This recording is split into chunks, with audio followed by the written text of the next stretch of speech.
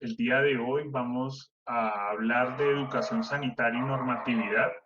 Este curso de higiene para manipuladores de alimentos se convierte en una información muy importante para desarrollar las actividades importantes en torno a la industria de alimentos. Entiéndase la industria de alimentos como dos escenarios importantes. Uno, la industria de procesamiento de alimentos. Entonces, la industria de las empresas grandes de producción de lácteos, cárnicos, panificadoras, procesadoras de frutas y hortalizas, y también entiendas el sector gastronómico, restaurantes, hoteles y todos esos lugares donde se sirve comida de manera directa. Y la industria de alimentos es aquella donde se transforma, se procesa y se distribuye y se mantiene, digamos, en los anaqueles de los supermercados o las tiendas. Entonces, teniendo en cuenta esta información, vamos a hablar qué son los alimentos. Los alimentos, porque hablamos de manipuladores de alimentos, pero a veces no conocemos como tal el concepto de los alimentos. Los alimentos es un producto natural o artificial que se elabora o no, o sea, algunos no van a tener ningún grado de transformación, que ingerido aporta al organismo los nutrientes y la energía necesaria para el desarrollo de procesos biológicos. Nosotros nos alimentamos. Lo que pasa es que a veces solo comemos, por eso los alimentos es tan importante partir de conceptos como los tratamientos térmicos, la conservación y eliminar todos esos mitos y leyendas que se ven en esta industria. Quedan aquí incluidas las bebidas. La presente definición no habla de las no, o sea, habla de las no alcohólicas. Las alcohólicas no entran como alimento.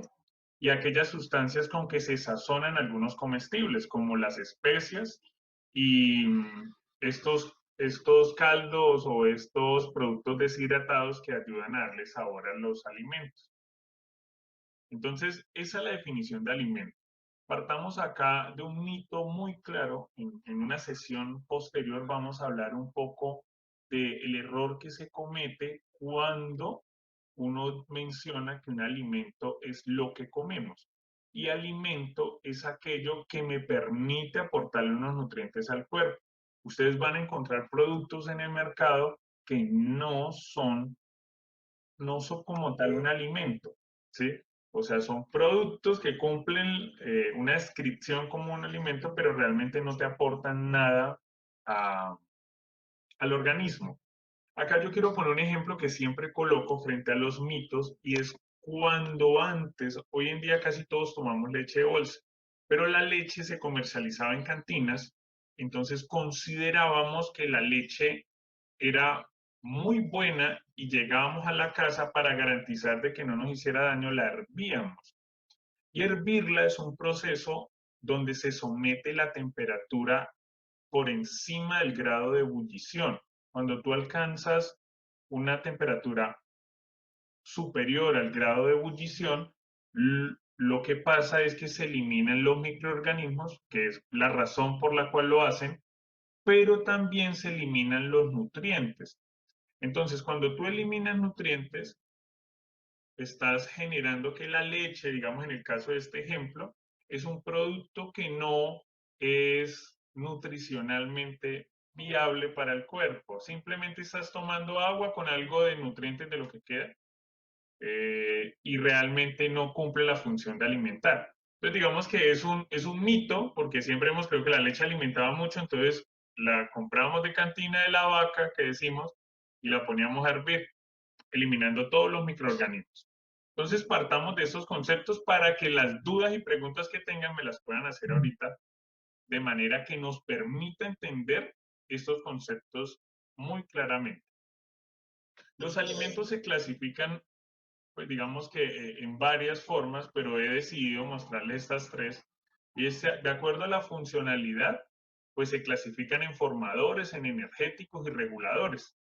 Formadores, aquellos como la proteína, que nos permiten formar nuevas estructuras dentro de nuestro cuerpo. Los energéticos, como los carbohidratos que nos permiten almacenar condiciones para generar energía a través del desdoblamiento de los carbohidratos o de las grasas. Los lípidos también ayudan como energético.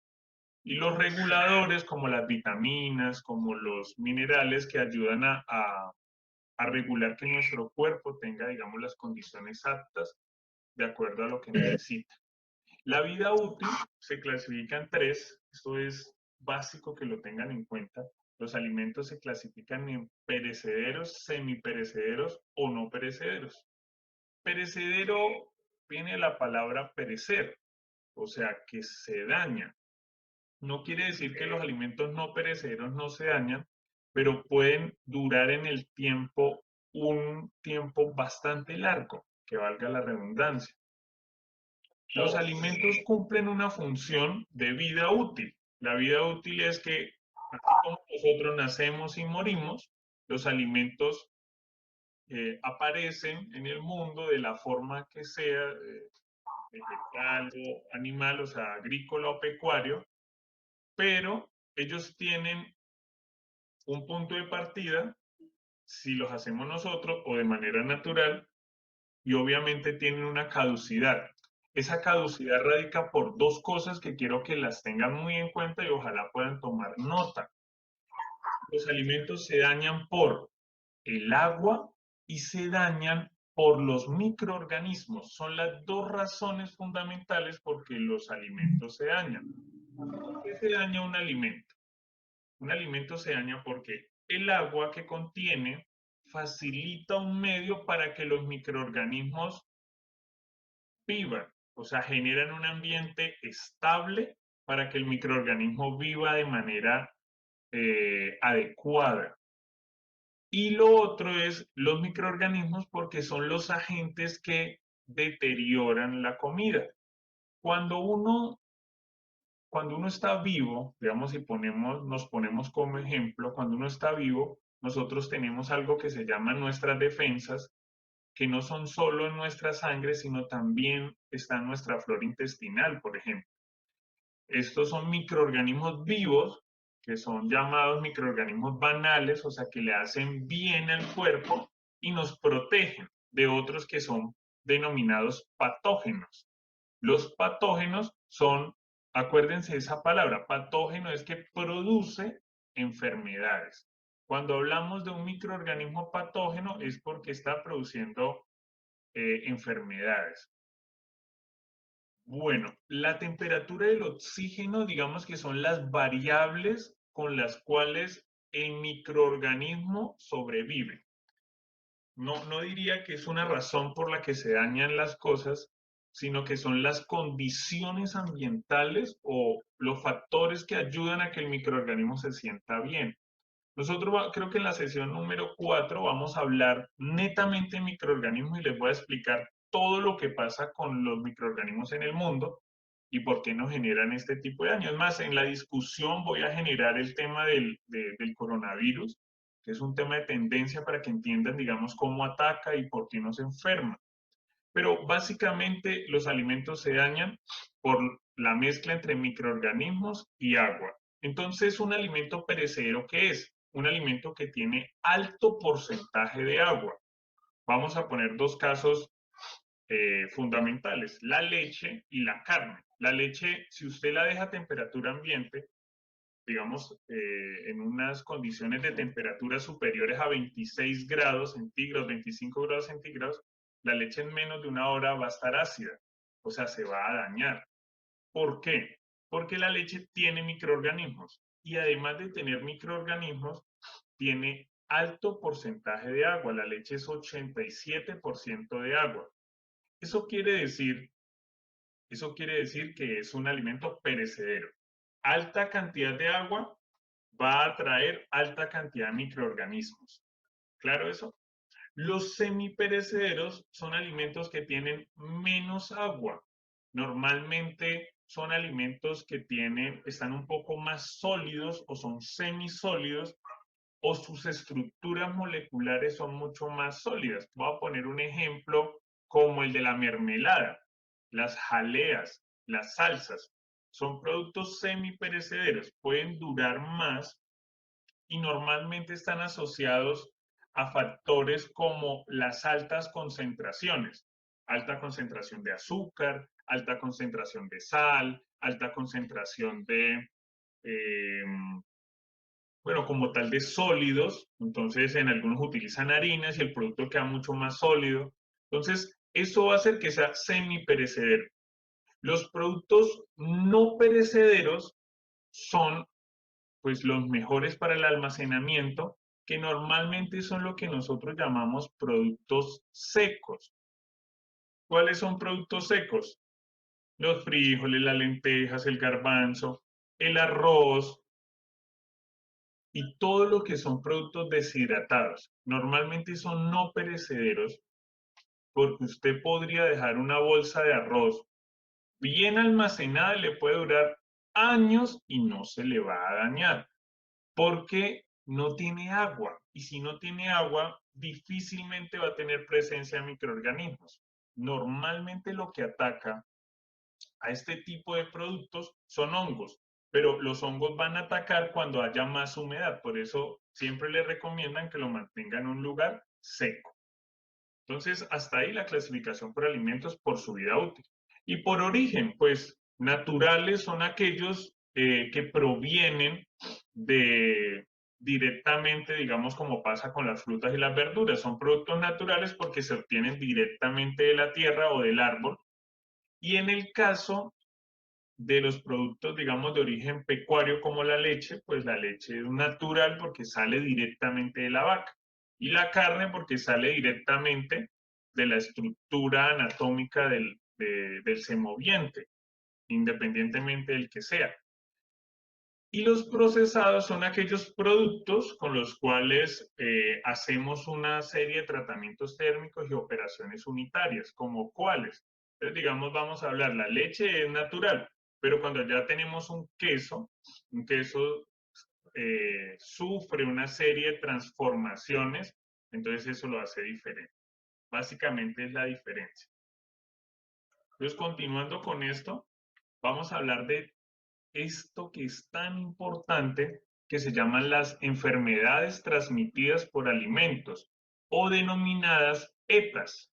Cuando ustedes escuchen la palabra ETAs, quiere decir que es una enfermedad que se transmite por alimentos. Creo que no hay un mejor momento para explicar esto que en el que nos encontramos. Una pandemia como la que estamos sufriendo de carácter mundial eh, toca, digamos, de alguna manera el tema de las enfermedades transmitidas por alimentos. Yo creo que nunca en la historia, especialmente en Colombia, que seguimos un país en vía de desarrollo, habíamos entendido tanto la importancia de las buenas prácticas higiénicas, sanitarias, de salubridad, como hoy, donde todos tienen que salir con su tapabocas, porque inminentemente nuestras acciones, especialmente nuestras manos y nuestra boca, emana pues sustancias o almacena sustancias del exterior y microorganismos del exterior. Entonces, las setas se dividen en tres. Ténganlo muy presente. Infecciones intestinales. O sea, acá hay infecciones, pero normalmente la gran mayoría son infecciones intestinales. Son producidas por alimentos contaminados, pero normalmente los patógenos que generan estas enfermedades son mesófilos. El más importante que debemos tener en cuenta se llama Escherichia coli o E. coli, que el E. coli es el que está presente en el estiércol o digamos, en la materia fecal. Y a veces cuando aparece esto en presencia de un alimento, si ustedes tuvieran la oportunidad de averiguar en un laboratorio de salud pública, el que sea, normalmente hay presencia de microorganismos como el E. coli. Los mesófilos, o sea, el E. coli pertenece a los mesófilos. Yo les prometo que en la clase de microorganismos vamos a hablar ampliamente de cómo se clasifican los microorganismos, pero hoy quiero que entiendan que los mesófilos son los microorganismos que sobreviven a temperatura ambiente, normalmente entre los 16 grados centígrados, 15 hasta 14, hasta los 50 grados centígrados. Estos no son los más fuertes, pero son los que más generan enfermedades, porque son las temperaturas ambientes, independientemente de donde nos encontremos. Entonces, normalmente generan infecciones intestinales. Por eso cuando ustedes dicen que le dolió el estómago y tuvo síntomas como diarrea, vómito y se deshidrató por comer algo y dicen se intoxicó, normalmente es incorrecto. La mayoría de las personas tiene infecciones intestinales por el tipo de microorganismo que casi siempre es este. Ahora vamos a hablar de intoxicaciones. Es más, si alguna vez les pasó eso, ojalá nunca piensen que se intoxicaron, porque la intoxicación normalmente se genera por microorganismos con toxinas o con toxinas de los alimentos. Por eso acá también aparecen las toxinfecciones. Entonces, las intoxicaciones se producen con toxinas artificiales de microorganismos o sustancias tóxicas. Entonces yo me puedo intoxicar de dos maneras. Me puedo intoxicar con un alimento químico como el cloro o o bueno, con la inhalación de sustancias químicas utilizadas para la limpieza.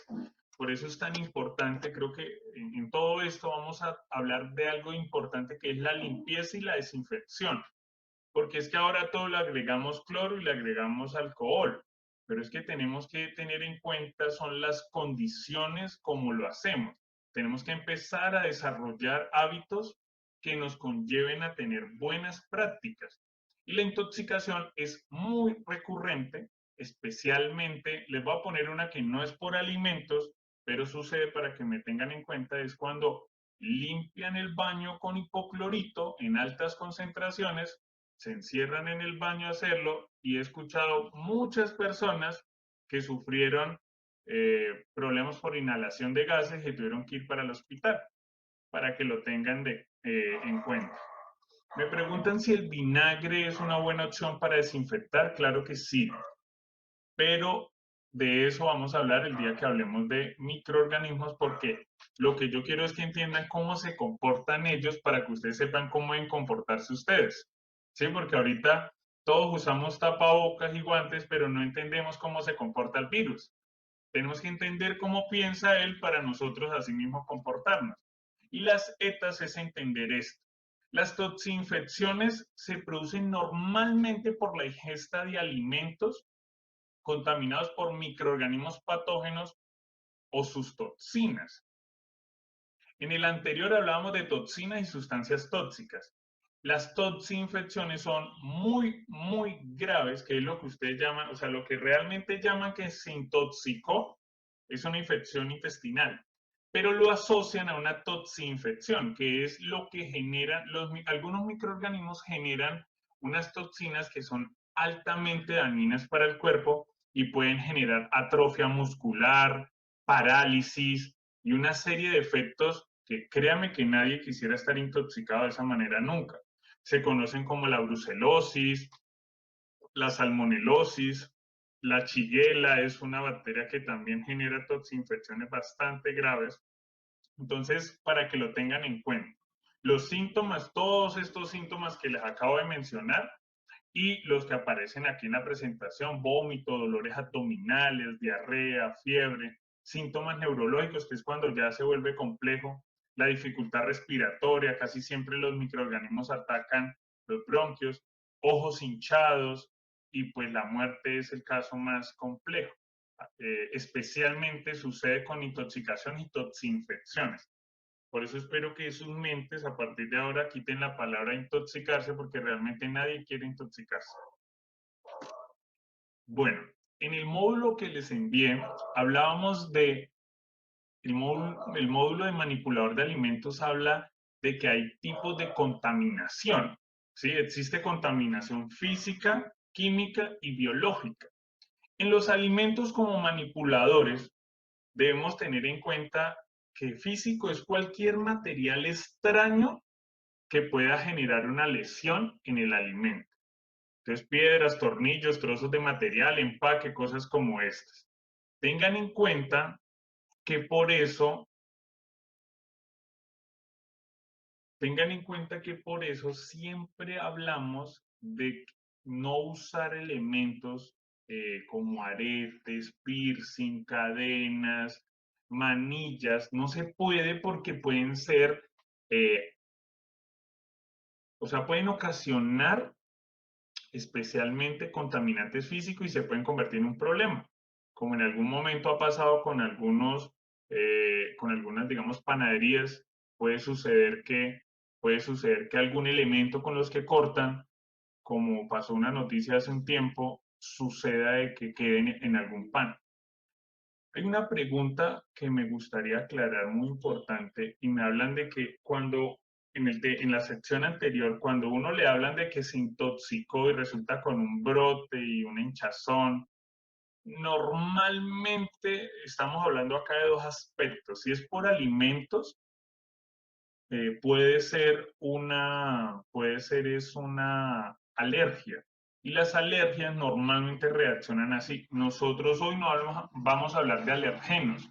La Organización Mundial de la Salud habla de que hay 31 elementos que pueden tener alergenos y están categorizados como alergenos y usted puede ser alérgico a cualquiera de esos sin saberlo o sabiendo.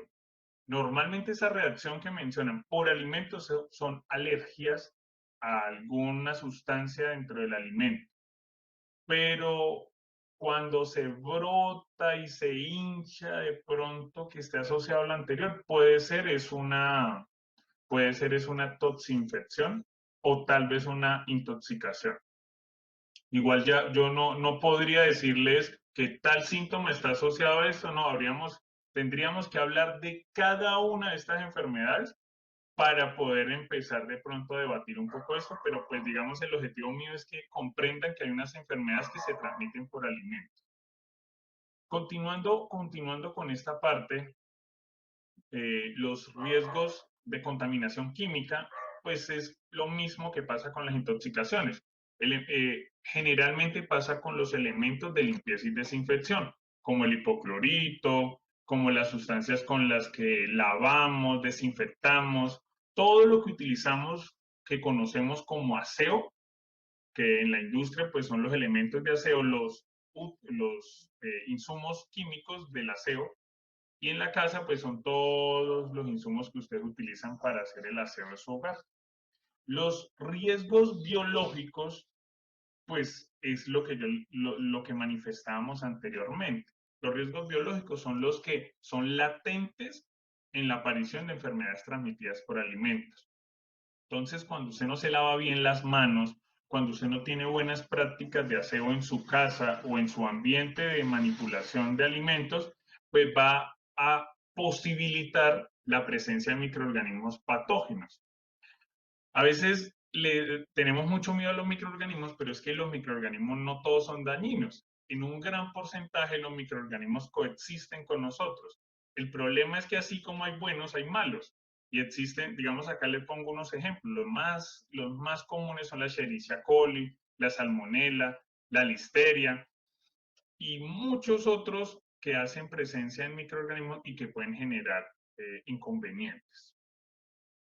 Los riesgos, ok, vamos a avanzar. Bueno, acá básicamente es un ejemplo corto de lo que son los alimentos perecederos. Los alimentos perecederos, como les mencionaba, digamos, podemos hablar que hay unos de corto plazo, unos de medio plazo, otros de largo plazo. Entonces podemos hablar que de corto plazo, pues el pollo, las vísceras, el cerdo, el pescado, todos estos productos no pueden durar menos de un día sin refrigeración. Yo digo que algunas horas, ¿sí? Algunas horas sin refrigeración. Bueno, digamos en condiciones como tropicales, digamos ya en alta montaña como Bogotá, Tunja, que tienen unas condiciones ambientales mucho mejor, pues en eso no se va a tener esos inconvenientes. Bueno, ya lo que son de medio plazo, pues son las frutas, las verduras, algunos productos como el salami, que ya tienen otras condiciones. Los productos perecederos de medio plazo, pues como el pan, la piña, el limón, que es lo que llamamos ya productos que pueden sobrevivir entre 3 días y un poquito menos de una semana. Y los productos a largo plazo son todos aquellos, como yo les mencionaba anteriormente, que sobreviven, pues mucho más que una semana sin refrigeración, algunos pueden durar años. La miel. Lo que pasa es que, bueno, la miel es un producto que no es tan perecedero, por eso está en el largo plazo. O sea, es más, esos productos podríamos analizar que algunos de ellos, como el azúcar, la miel, las pastas, podrían sobrevivir meses y hasta años. Lo que pasa es que uno en la industria no puede decir que no se pueden dañar. O sea, usted no puede decir que un producto o sea, no se daña nunca, porque eso no es posible. Por eso el INVIMA, que es el ente rector en control de fabricación de alimentos, nunca da un tiempo de vida útil superior a 2 años de ningún producto, ni siquiera de los medicamentos. Entonces es más que todo por los estándares y por las condiciones ambientales. Podríamos que mínimo tiene 2 años, pero no podemos decir que nunca se dañe, eso ya son conceptos. Claro, claro, las estructuras moleculares se pierden con el paso del tiempo también porque hay una degradación independientemente del producto. Es como cuando usted deja una panela mucho tiempo almacenada, tal vez ella no se daña rápidamente, pero con el tiempo las condiciones ambientales la degradan y eso es clave que lo tengan en cuenta. Bueno, acá quiero hablar de básicamente lo que puede pasar en sus hogares con la transferencia de microorganismos patógenos, las sustancias y o partículas de alimentos crudos sin desinfectar. Acá hay un concepto que yo quiero que lo tengan en cuenta que se llama contaminación cruzada. La contaminación cruzada habla de dos aspectos importantes. Habla de que el producto terminado no se puede mezclar con la materia prima. ¿Qué es materia prima o producto en fresco? La carne, la leche, las frutas, las verduras. Ellos requieren unas condiciones más especiales, porque acuérdense que hay unos que son más perecederos que otros, pero, o digamos lo del pan, si ven que el pan ahí, o sea, usted no puede meter el pan a la nevera porque la humedad lo va a dañar. Acuérdense que el pan es un producto semiperecedero que tiene menor cantidad de agua y si usted le agrega en un lugar donde va a adquirir agua, pues lo más probable es que los hongos lo van a atacar. Entonces tengan en cuenta estas cosas. Digamos acá lo que hay es una serie de errores que se pueden presentar en la nevera. El queso en mal estado. Si un producto está en mal estado, a veces usted cree que lo guarda y eso le va a permitir de pronto que se mejore y no es mágica la nevera. La nevera solo garantiza las condiciones ambientales para que el alimento no se degrade o que no sigan los microorganismos actuando. Eso lo van a entender cuando entiendan el comportamiento de los microorganismos. Bueno, acá hay varios ejemplos de contaminación cruzada donde hay queso en mal estado, hay un queso en buen estado y hay un producto con queso. Lo más probable es que los microorganismos aquí son equivalentes, o sea, los del queso en buen estado y los del en mal estado son equivalentes, entonces lo más probable es que los del mal estado van a dañar los que están en buen estado y lo mismo van a dañar el pan por lo mismo. Entonces tengan en cuenta eso, o no agregar cosas que ayuden a facilitar eso. Con respecto a cuando va de persona a alimento, los alimentos se pueden dañar de persona a alimento. Entonces yo tengo contaminadas mis manos, por eso debo lavarlas muy bien y pues manipulo alimentos crudos, se contaminan. Los productos terminados entran en contacto con manos sucias y se contaminan. Y normalmente son productos listos para consumir. Por eso yo les digo, si acá hay alguien que vende productos de manera informal en la calle o son vendedores ambulantes y ustedes son consumidores de este tipo de productos, yo no puedo decirles que no lo consuman, pero les pido a los que lo hacen que tengan en cuenta que deben tener muy limpias sus manos y tratar de no contaminar los alimentos directamente con las manos. Y el contrario, también traten como consumidor de garantizar que el vendedor garantice las condiciones mínimas de limpieza para que usted no se contamine. Es importante que lo tengan en cuenta.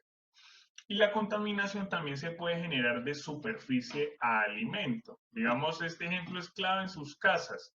Si ustedes tienen alimento, tablas de picar, de lo que sea que utilicen los platos, y están sucias, pues van a contaminar los alimentos de manera que no va a ser unas condiciones aptas de manipulación. Hasta ahí, digamos, hemos hablado de lo que es la educación sanitaria sencilla, algunos conceptos básicos. Quisiera que entráramos en detalles porque cada una de las palabras y aspectos de manipulación es un mundo complejo, pero vamos a dejar hasta ahí y ustedes van a conservar sus dudas y preguntas para poder debatirlas ahora.